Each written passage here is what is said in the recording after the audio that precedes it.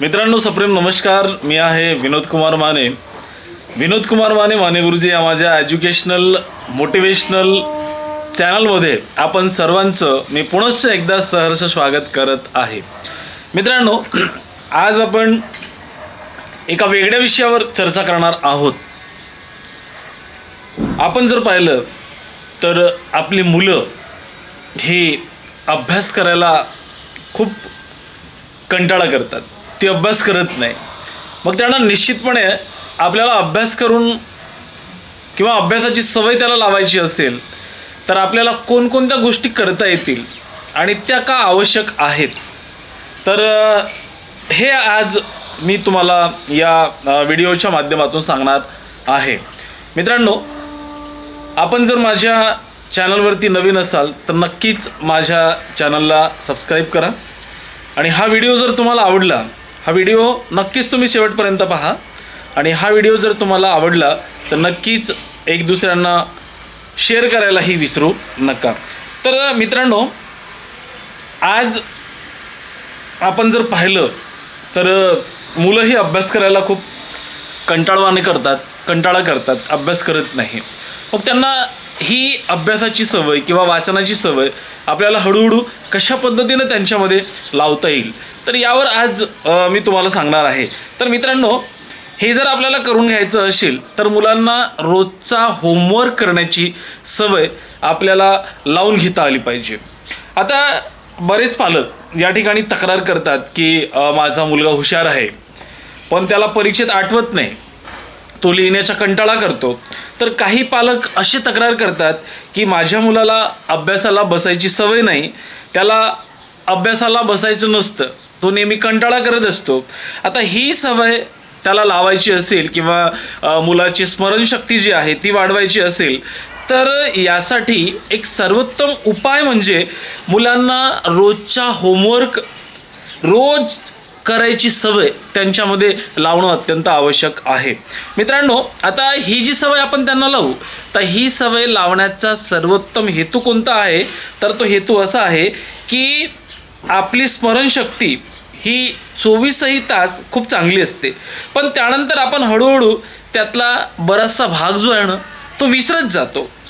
जर मुलं त्या दिवशी दिल्या गेलेला होमवर्क त्याच दिवशी करायला लागली तर आपोआपच शाळेत शिकवलेलं हे त्यांच्या स्मरणामध्ये राहील आणि ते त्यांच्या स्मरणामध्ये राहायला म्हणजे सुरुवात होईल. आणि सर्वात महत्त्वाचं म्हणजे एक गोष्ट अजून मी तुम्हाला सांगतो आहे की अभ्यास हा शाळेत करायचा असतो, तो घरी करायचा नसतो. ही चुकीची समजूत त्यांच्या डोक्यामध्ये गेली असेल तर ती डोक्यातून निघून जाईल. मित्रांनो, रोज होमवर्क करण्याची सवय जर आपण मुलांमध्ये लावली तर ही सवय मुलांना काय देऊन जाईल याची चर्चा आपण आज सर्वप्रथम जी आहे तर ते करू. तर मित्रांनो, रोजच्या होमवर्क जर मुलांनी रोजच्या रोज करायला सुरुवात केली ना तर एकतर त्याची स्मरणशक्ती जी आहे ना ती स्मरणशक्ती आपोआप वाढायला लागेल. आज जे शिकलंय त्याचा अभ्यास घरी आजच पूर्ण केल्याने त्या विषयाचा त्याचा अभ्यास होईल, बरोबर. आणि त्याविषयी मुलांची आवड जी आहे तर त्याविषयीची आवड त्याच्या मनामध्ये निर्माण होईल, है ना. आजच्या दिल्या गेलेला होमवर्क आजच त्यांनी जर पूर्ण केलं तर शाळेमध्ये दुसऱ्या दिवशी जी होणारी शिक्षा असेल ती देखील टळेल. अर्थातच जर आपण पाहिलं तर नेहमी होमवर्क केल्यामुळे, सततचं रेग्युलरचं होमवर्क केल्यामुळे मुलाचं कौतुक होईल आणि आपोआपच त्याचा आत्मसन्मान जे आहे ते वाढेल. शाळेत जे शिकलं आहे त्याच मुलाचं किती आकलन झालं आहे हे देखील पालकांना समजेल. तर मित्रांनो, ही सवय कशा पद्धतीनं आपल्याला लावायची आहे, तर शाळेतला होमवर्क पूर्ण करून घेण्यासाठी मुलांची निर्धारित वेळ जी आहे तर ती वेळ ठरवून घ्या. जसं त्याला खेळायची सवय असते, त्याला टी व्ही बघायची सवय असते, त्याची जेवणाची ठराविक वेळ असते, तशीच होमवर्क करण्याची देखील आपल्याला ठराविक वेळ जी आहे ना तर ती ठराविक वेळ निश्चित करून देता आली पाहिजे. आता ही ठराविक वेळ या वेळी तुला होमवर्क करायचं आहे हे आपल्या मुलांना आपल्याला स्पष्टपणे सांगता आलं पाहिजे. आता ज्यावेळेस मूल होमवर्क करायला बसत असेल त्यावेळेस काही वेळासाठी का होईना पालकांनी त्याच्याबरोबर बसायला हरकत नाही. मुलं असेच बसणार नाही, त्यासोबत पालकांनाही देखील त्यांच्यासोबत बसायला हरकत नाही, जेणेकरून मुलांची बैठक वाढेल, त्याची बसण्याची क्षमता वाढेल. तर ही गोष्ट देखील पालकांनी लक्षात घेणं अत्यंत आवश्यक आहे. आणि मुलांना होमवर्क करताना काही अडलं आणि त्यावेळेस जर पालकांनी त्याला सांगायला सुरुवात केली किंवा लक्षपूर्वक आपलं मूल होमवर्क करतं का नाही हे पाहिलं तर आपोआपच मला जमतंय, मला येतंय या भावनेमुळे मुलाची होमवर्कमधील जी गोडी आहे ना तर ती गोडी वाढेल. आणि त्या दिवसाचा होमवर्क त्या दिवशी पूर्ण केल्यानंतर मुलांना शाब्दिक किंवा वस्तुरूपी बक्षीसही द्यायला काही हरकत नाही. मग ते रोजच्या जीवनातलं असावं किंवा शाबासकीचं असावं किंवा मग अजून कोणतंही. होमवर्क करताना अजून एक गोष्ट पालकांनी लक्षात ठेवायची आहे की मुलांना कधीच रागवू नका, मुलांना मारू नका. उलट त्यावेळेस आनंदाचं हास्याचं वातावरण ठेवा, जेणेकरून मुलांना होमवर्क करणं ही एक आनंदाची बाब आहे असं त्यांना वाटलं पाहिजे. जर आपण त्यावेळेस मुलांना ओरडलो, त्यांच्यावर चिडलो तर मात्र मुलांची त्याविषयीची नकारात्मकता जी आहे ना तर ती नकारात्मकता या ठिकाणी तयार होऊ शकते. आणि असे शब्द म्हणजे एकंदरीत जर आपण पाहिलं, होमवर्क झाल्यानंतर आईबाबांनी सुटलो, झालं बाबा एकदाचं, असं कधीच असे शब्द त्यांनी वापरू नका. उलट खूप छान होमवर्क झाल्याबद्दल त्याचं कौतुक करायला काही हरकत नाही, जेणेकरून दुसऱ्या दिवशी अभ्यास करायला किंवा होमवर्क करायला मुलं स्वतःहून तयार होतील. मित्रांनो, मुलांच्या मनात होमवर्कविषयी कधीही नकारात्मकता येऊ देऊ नका.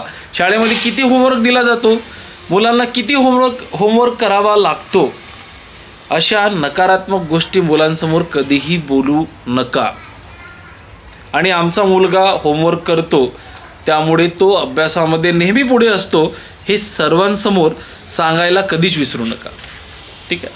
तर अशा पद्धतीनं मित्रांनो, रोजचा होमवर्क मुलांनी जर केला आणि रोजच्या रोज केला, त्यांनी टाळलं नाही, तर अशा पद्धतीनं मुलांची अभ्यासातील गोडी जी आहे ना तर ती गोडी आपोआप वाढेल आणि मुलं अभ्यास करायला लागतील. आणि मुलं एकदा अभ्यास करायला लागले की मग त्यांची वेळ जी आहे ना तर ती हळूहळू आपल्याला वाढवता आली पाहिजे. आता असं नाही की मुलांना नुसतं अभ्यास आणि अभ्यासामध्येच गुंतवून ठेवायचं. मुलांना छानपैकी मराठी, इंग्रजी, हिंदी या भाषेतील बातम्या ज्या असतील ना, मग त्या रेडिओवर असतील किंवा टी व्हीवर असतील तर त्या पाहू द्या त्यांना.